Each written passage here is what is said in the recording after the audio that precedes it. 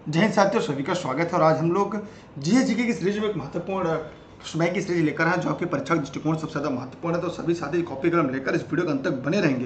यहाँ पर जीएसजी की विविध की जो सीरीज है सबसे ज़्यादा महत्वपूर्ण प्रश्न आपके लिए लेकर आए जो आपकी परीक्षा में सबसे ज़्यादा बार पूछे जाते हैं। ठीक है, चलिए इस सीरीज के अंत तक कॉपी कलम लेकर बने रहेंगे। जी, अगर हम बात करें यहाँ पर सवालों की, तो जो सवाल आपके सामने पहला है, विद्वानों में हड़प्पा सभ्यता का सर्वप्रथम खोजकर्ता कौन है? Sir John Marshall, RD. Banerjee, Cunningham और दयाराम साहनी। अगर आपने नोट्स पढ़ाओगे लेनी दुर्गेश का, आपको सारे प्रश्न के जवाब आसानी से मिल जाएंगे। लेकिन सबसे साथ ही फटाफट कमेंट सेक्शन में जवाब कमेंट करके बताएं निम्नलिखित में से इस प्रश्न का सबसे सही उत्तर क्या होगा। सभी लोग बताएं, जितने लोग इस वीडियो को लाइव सेशन में देख रहे हैं फटाफट कमेंट करें, बताएं प्रश्न नंबर 1 के लिए कौन सा जवाब सही है। सभी साथी जवाब दें कि प्रश्न नंबर 1 के लिए निम्नलिखित में से सबसे सही जवाब कौन सा है। सभी साथी फटाफट कमेंट करें, जितने भी लोग इस वीडियो को देख रहे हैं। चलिए, जी हाँ, आप लोगों के जवाब काफ़ी सही आ रहे हैं और हम चाहेंगे कि ऐसे ही आप लोग जवाब देते रहे प्रश्नों को और हम लोग इसी के साथ आगे बढ़ते रहें। जी, अगर बात करें पहले प्रश्न का, तो यहाँ पर हड़प्पा सभ्यता का सर्वप्रथम खोजकर्ता दयाराम साहनी। कौन है? दयाराम साहनी है। डी इसका सही जवाब है। हम बढ़ते अगले सवाल की तरफ। सिंधु सभ्यता का पत्तन नगर बंदरगाह कौन सा है? पत्तन नगर कौन सा है? कालीबंगन, हड़प्पा, चूहंदड़ो, लोथड़। सभी साथी जवाब देंगे, जितने भी लोग इस वीडियो को देख रहे हैं यहाँ पर सभी लोग फटाफट जवाब दें। जी हाँ, प्रश्न नंबर 2 का जवाब क्या होगा?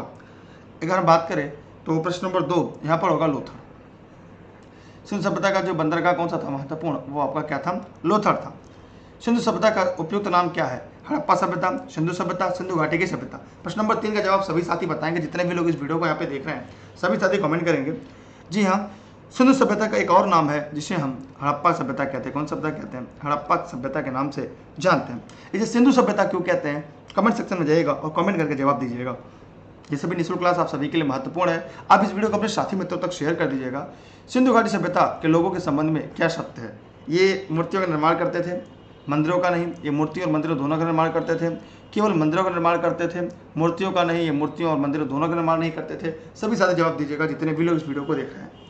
प्रश्न नंबर 4 फटाफट कमेंट करिए, जितने भी साथी वीडियो को देख रहे हैं फटाफट कमेंट सेक्शन में जाएंगे और कमेंट करके दिए गए प्रश्न का जवाब जरूर देंगे। जी, अगर हम यहाँ पे बात करें तो ये मूर्तियों का निर्माण करते थे, मंदिरों का नहीं। यहाँ पे इस प्रश्न का उत्तर ए है। बहुत ही इंपॉर्टेंट, बहुत ही यूनिक सवाल है जो परीक्षा में पूछा जाता है। अगला सवाल है, हड़प्पा सभ्यता की खोज किस वर्ष हुई थी? 1935, 1942, 1901, 1921। सभी साथी जवाब देंगे, हड़प्पा सभ्यता की खोज कब हुई थी? सभी साथी जवाब देंगे। जी हाँ, हड़प्पा सभ्यता की, यहाँ पर प्रश्न का उत्तर क्या होगा? 1921। जरा कमेंट करेगा, आवाज साफ आ रही, वीडियो साफ चल रही है ना? किसी के मन में कोई डाउट, कोई सवाल तो नहीं है ना? आगे देखते हैं, बुद्ध के गृह त्याग का प्रतीक क्या है? ये सभी अगर आपने नोट्स पढ़ाओगे यानी कि दुर्गेश को, तो आपको पता होगा, ठीक, कि बुद्ध के गृह त्याग का प्रतीक क्या है। प्रश्न नंबर 3 का क्या बताना है? 3 का सिंधु घाटी सभ्यता का उपयुक्त नाम क्या है? हड़प्पा सभ्यता। नहीं दिख रहा है क्या आपको? जूम करके देखिए, हड़प्पा लिखा है, हड़प्पा। 3 का ए, 3 का ए। अगला है, बुद्ध के गृह त्याग का प्रतीक क्या है? सभी साथी जवाब देंगे। घोड़ा, हाथी, बैल, भेड़। घोड़ा इस प्रश्न का सही जवाब होगा। ठीक है, क्या होगा इस प्रश्न का? ए, घोड़ा। हम बढ़ते अगले सवाल की तरफ। अगला है, महावीर स्वामी का जन्म कहाँ पर हुआ था? कुंडग्राम, पाटलिपुत्र, मगध, वैशाली। सभी जवाब देंगे कि महावीर स्वामी का जन्म कहाँ हुआ था। सभी लोग फटाफट जवाब दें कमेंट करके। जी हाँ, ठीक, यहाँ पर इस प्रश्न का उत्तर क्या है? कुंडग्राम इस प्रश्न का सही जवाब है। ठीक है, कुंडग्राम में, कहाँ पे? कुंडग्राम में। तिथि बौद्ध संगति कहाँ पे आयोजित की गई थी? वत्स, पाटलिपुत्र, कौशाम्बी, कश्मीर। ये सभी आपको ई लर्निंग विद दुर्गेश से अगर आपने नोट्स पढ़ी होगी, नोट्स में हमने पूरा एक एक करके पढ़ाया है। ऐसा लग रहा है कि आज नोट्स से ही सारे क्वेश्चन बैंक बनाए गए हैं। बताइए सभी लोग, तिथि बौद्ध संगति कहाँ आयोजित हुई थी? बाकी जिसको जो दिक्कत है वो नोट्स पढ़ लेगा, नोट्स में सारी चीज़ आपको मिल जाएंगी। सभी लोग जवाब दीजिएगा। यहाँ पर इस प्रश्न का उत्तर क्या होगा? बौद्ध संगति, तिथि बौद्ध संगति कहाँ पर हुई थी? पाटलिपुत्र में हुई थी। 20 प्रश्न का सही जवाब है। निम्न में से किस नगर में प्रथम बौद्ध संगति सभा आयोजित की गई थी? नालंदा, गया, राजगिरी, बोध गया। जवाब दीजिए सभी लोग, वीडियो को फटाफट शेयर कर दीजिएगा अपने साथी मित्रों तक। यह प्रश्न का उत्तर होगा राजगिरी। क्या होगा इस प्रश्न का उत्तर? राजगिरी होगा। हम बढ़ते अगले सवाल की तरफ, अगले प्रश्न की तरफ। आजीवक संप्रदाय के संस्थापक कौन थे? उपाली, आनंद, स्थूलभद्र, मखली, घोषाल। सभी सर जवाब देंगे। आजीवक संप्रदाय के संस्थापक कौन थे? उपाली, आनंद, स्थूलभद्र, मखली, घोषाल। यहाँ पर का उत्तर क्या होगा? मखली, घोषाल। माने डी वाले का जवाब सही है। अलाउद्दीन खिलजी के निम्न में सेनाध्यक्षों में कौन सा तुगलक वंश का प्रथम सुल्तान बना? गाजी मलिक, मलिक काफूर, जफर खां, उजबेक खां। ये भी इंपॉर्टेंट है, परीक्षा के दृष्टिकोण से आप लोग जवाब जरूर दीजिएगा। अलाउद्दीन खिलजी में के निम्न सेनाध्यक्षों में कौन सा तुगलक वंश का प्रथम सुल्तान बना? जी हाँ, गाजी मलिक। इस प्रश्न का सही जवाब है। कौन सा राजवंश के अंतर्गत बिजारत का चरमोत्कर्ष हुआ? इलबरी, खिलजी, तुगलक, लोदी।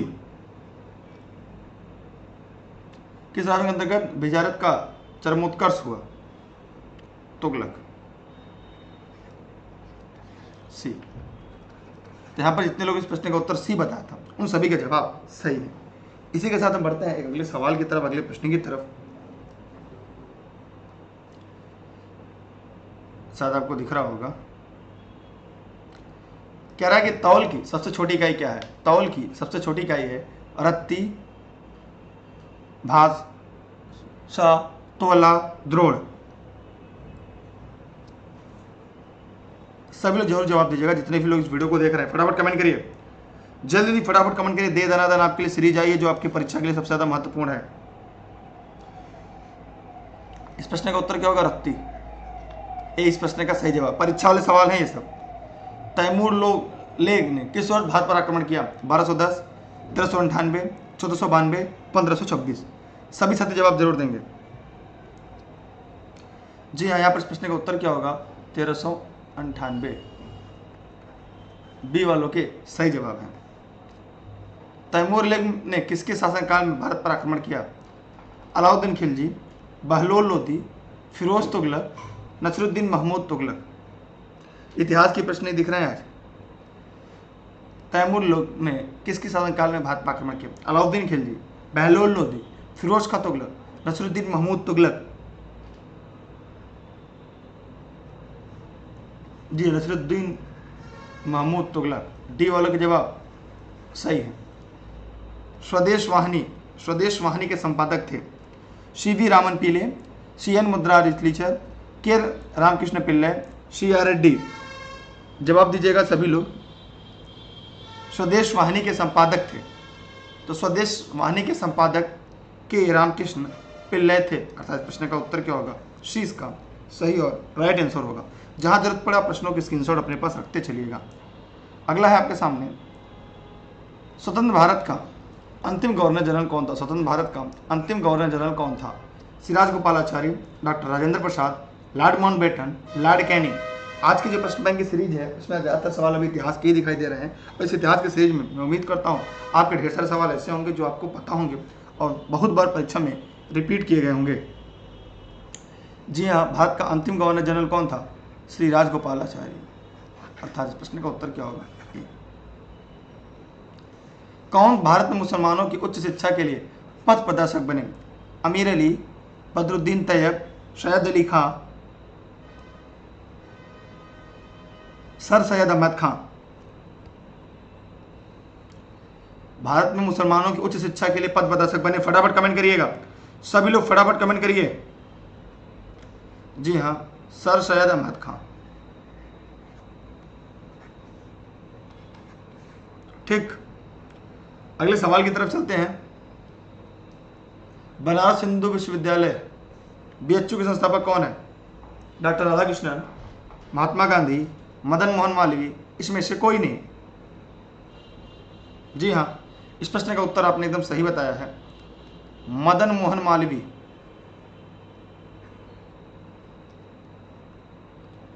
ठीक है, कौन है? Madan Mohan Malviya. C, guilty man of India partition पुस्तक किसने लिखी है? Pandit Jawaharlal Nehru, doctor Ram Manohar Lohia, APJ Abdul Kalam Azad. APJ Abdul Kalam नहीं, अब्दुल कलाम आजाद। सरोजिनी नायडू। सभी जवाब दीजिएगा प्रश्न नंबर 20 का। Guilty man of India partition, doctor Ram Manohar Lohia.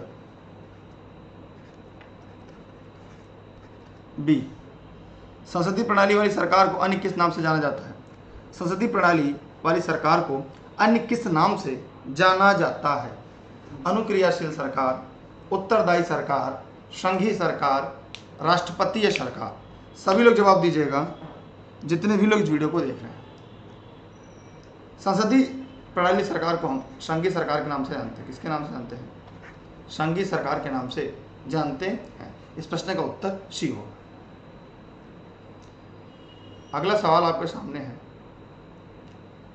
भारतीय राजनीति व्यवस्था में कार्यपालिका के अधीन रहकर कार्य करती है न्यायपालिका, विधानपालिका, चुनाव आयोग, श्रम लोक सेवा आयोग। बहुत इंपॉर्टेंट सवाल है। मैं चाहूंगा इस प्रश्न का जवाब आप सभी साथी देंगे, जितने भी साथी इस वीडियो को देख रहे हैं। Video Facebook page e learning with Durgesh, YouTube channel e learning with Durgesh पर मेरे द्वारा आप सबको निःशुल्क देशहित में राष्ट्रहित में उपलब्ध है।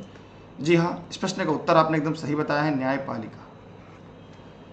कौन सी प्रथा संसदीय प्रणाली को भारत के देन? देखिए, आप लोग टेलीग्राम पर ऐसी क्लास के लिए, इसकी PDF नोट्स के लिए दुर्गेश सर सर्च करिएगा, ई लर्निंग विद दुर्गेश आएगा, उसे ज्वाइन कर लीजिएगा। अगर आप चाहते हैं NCERT कंप्लीट नोट्स पढ़ना, तो आप ई लर्निंग विद दुर्गेश की ऐप इंस्टॉल करके वहाँ से सभी नोट्स पढ़ सकते हैं। कौन सी प्रथा संसदीय भारत की देन है? शून्यकाल, कटौती प्रस्ताव, स्थगन प्रस्ताव, मंत्रालयों की मांगों का गिलेटिन किया जाना। जी हाँ, यहाँ पर इस प्रश्न का उत्तर क्या होगा? शून्यकाल अर्थात ए। शून्यकाल किसकी देन है? भारत की देन है। तो शून्यकाल का समय कब से कब होता है? आप लोग सवाल ध्यान सुनिएगा, कमेंट करिएगा, शून्यकाल समय कब से कब होता है।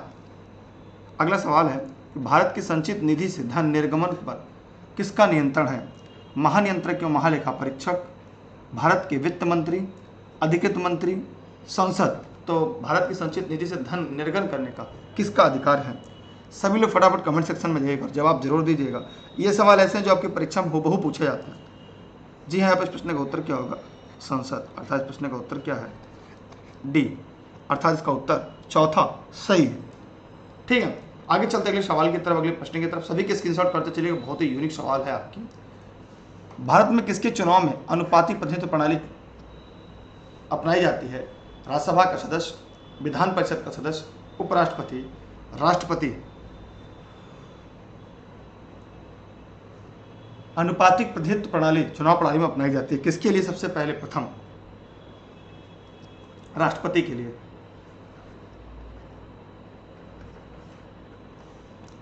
योजना आयोग का अध्यक्ष कौन होता है? देखिए, बहुत ही इंपॉर्टेंट सवाल है और उम्मीद करते हैं अगर आप डेली क्लास में रहेंगे आपको यहां से प्रश्न आपकी परीक्षा में हूबहू मिल जाएगा। योजना आयोग का अध्यक्ष होता है, योजना आयोग का अध्यक्ष भारत का प्रधानमंत्री होता है। नीति आयोग का अध्यक्ष। राष्ट्रीय विकास परिषद का सदस्य नहीं होता। प्रश्न पूछा नहीं होता है। सभी साथी जवाब देंगे कि राष्ट्रीय विकास परिषद का सदस्य नहीं होता है प्रधानमंत्री, राष्ट्रपति, राज्यों के मुख्यमंत्री, योजना आयोग के सदस्य। देखिए, प्रधानमंत्री होता है, मुख्यमंत्री होता है, योजना आयोग होता है, राष्ट्रपति नहीं होता। अर्थात जो गलत है वही आपका सही है, क्योंकि आप पूछा निम्नलिखित में से कौन सा राष्ट्रीय विकास परिषद का सदस्य नहीं है। इसलिए इस प्रश्न का उत्तर हम क्या करेंगे? बी सही करेंगे। आगे बढ़ते अगले सवाल की तरफ, अगले प्रश्न की तरफ। अगला है आपके सामने, शायद आपको भी दिख रहा होगा। अखिल भारतीय सेवाओं की नियुक्ति की जाती है। अखिल भारतीय सेवाओं की नियुक्ति की जाती है संघ लोक सेवा आयोग द्वारा, राष्ट्रपति के द्वारा, प्रधानमंत्री के द्वारा, संसद द्वारा। जवाब सभी लोग दीजिएगा जितने भी लोग इस वीडियो को देख रहे हैं। अखिल भारतीय सेवाओं की नियुक्ति की जाती है।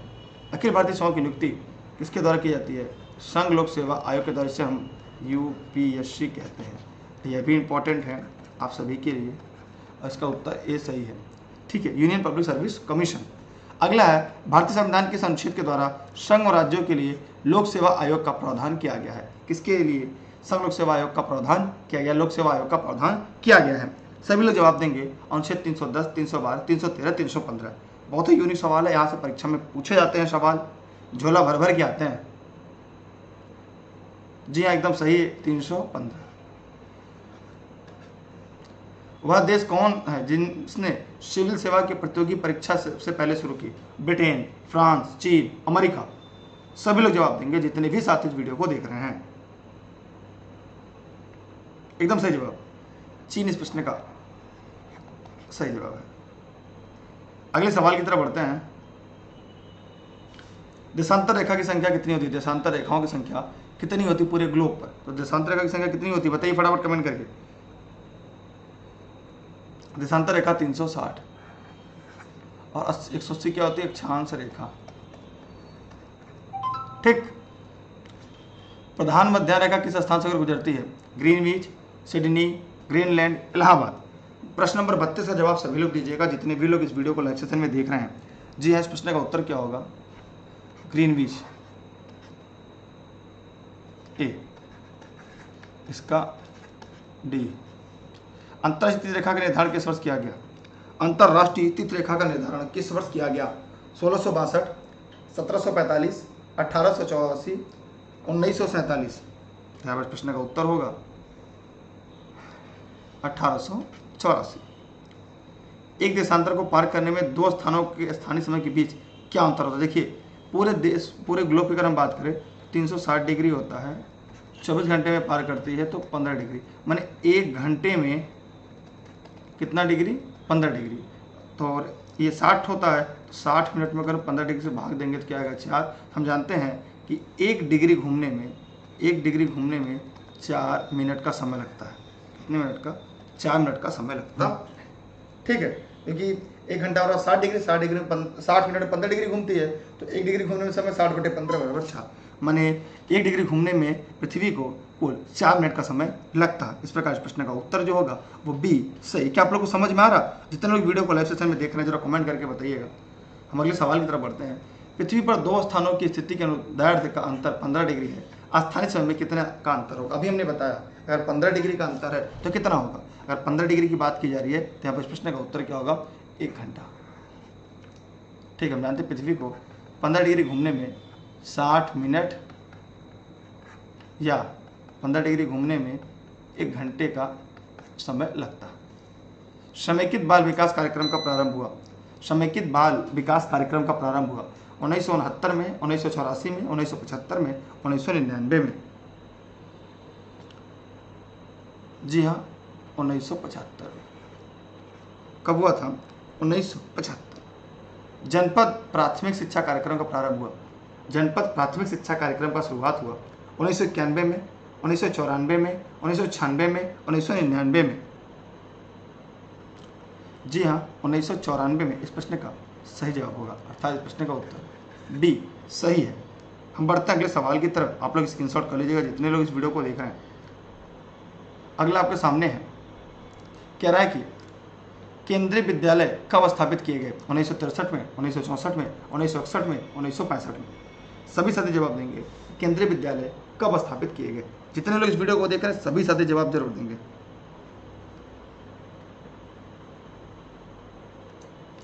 1963 में। ऑपरेशन ब्लैक बोर्ड किससे संबंधित है? ये सारे जो प्रश्न बैंक आप पढ़ रहे हैं ना, इतना इंपॉर्टेंट है कि जब परीक्षा में जाएंगे तब आपको समझ में आएगा हाँ कितना महत्वपूर्ण है। ऑपरेशन ब्लैक बोर्ड संबंधित है, जवाब जरूर दीजिएगा। ग्रामीण शिक्षा से, प्रौढ़ शिक्षा से, शहरी शिक्षा से, प्राथमिक शिक्षा से, जवाब दीजिएगा। ऑपरेशन ब्लैक बोर्ड का संबंध किससे है? तो यह है प्राथमिक शिक्षा से। डी इस प्रश्न का सही आंसर। भारत के नगरीय क्षेत्रों में न्यूनतम शिशु मृत्यु दर पाई जाती है? भारत के नगरीय क्षेत्रों में न्यूनतम शिशु दर पाई जाती है केरल में, महाराष्ट्र में, तमिलनाडु में, गुजरात।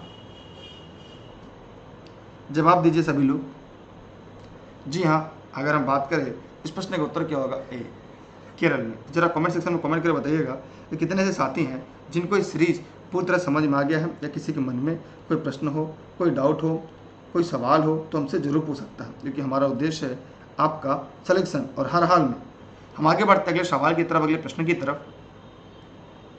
आज के प्रश्न हाल ही में, अच्छा चलिए,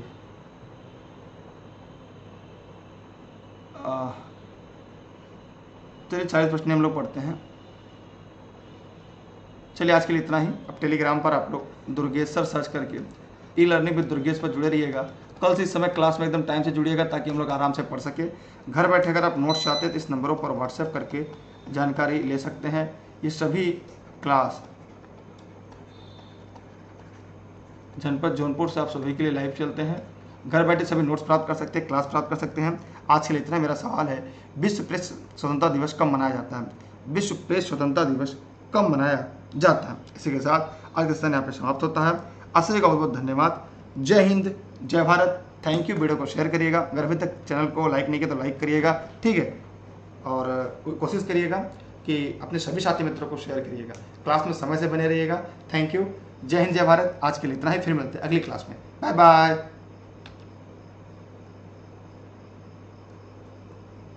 क्या आप भी सरकारी शिक्षक बनने की तैयारी कर रहे हैं? क्या आप भी अब की बार टेट पार करने की तैयारी कर रहे हैं? चाहे कोई भी हो परीक्षा, अब TET, C TET, REET, MP TET आदि सभी राज्यों की परीक्षा के सिलेबस के आधार पर हम आपके लिए लाए हैं सारे विषयों की महत्वपूर्ण नोट्स। स्टेट, NCERT और प्रीवियस ईयर के पेपर के आधार पर डिजाइन किए गए हैं ताकि इस बार आपका सरकारी शिक्षक या शिक्षिका बनने का सपना साकार हो जाए। अब की बार टेट पार, सुपर टेट, KVS और रीट मेंस एग्जाम के नोट्स भी उपलब्ध हैं। ऑनलाइन क्लासेस में practice sheets, model paper, online live और रिकॉर्डेड सेशन और PDF नोट्स भी अवेलेबल हैं। E-लर्निंग विद दुर्गेश का ऐप प्ले स्टोर से डाउनलोड करें। अधिक जानकारी के लिए कॉल करें 63063 44367, 73551 79012 या 73988 83002 पर। Address Jaunpur, UP। क्या आप भी सरकारी शिक्षक बनने की तैयारी कर रहे हैं? क्या आप भी अब की बार टेट पार करने की तैयारी कर रहे हैं? चाहे कोई भी हो परीक्षा, अब TET, C TET, REET, MP TET आदि सभी राज्यों की परीक्षा के सिलेबस के आधार पर हम आपके लिए लाए हैं सारे विषयों की महत्वपूर्ण नोट्स। स्टेट, NCERT और प्रीवियस ईयर के पेपर के आधार पर डिजाइन किए गए हैं ताकि इस बार